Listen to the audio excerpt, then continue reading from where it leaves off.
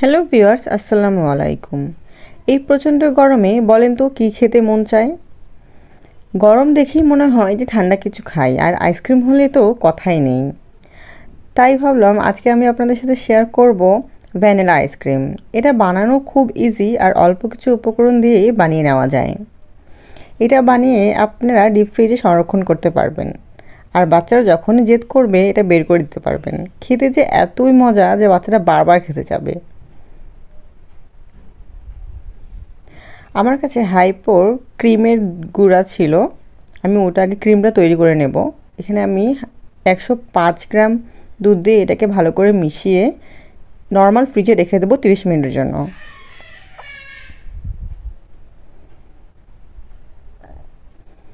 তারপরে আমি এখানে দুধ রেডি করে নেব। আমি এখানে 1.5 লিটার দুধ নিয়েছি, এটাকে আমি একদম হাফ লিটার করে কমিয়ে নিব।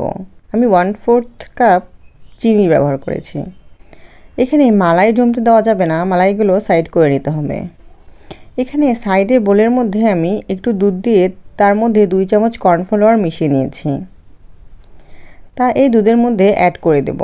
যখন এই দুধটা একটু কমে আসবে তখনই আমি কর্নফ্লাওয়ারের মিশ্রণটা অ্যাড করে দেব। এটা দেওয়ার সময় অবশ্যই অনবরত নাড়তে থাকতে হবে যেন কর্নফ্লাওয়ারটা জমে না যায়। তারপর এরকম দুধটা ঠিক হয়ে আসলে এটা আমি চুলাটা বন্ধ করে দেব। এই যে এটা এতটা ঠিক হবে যে টান মারলে দেখা যায়।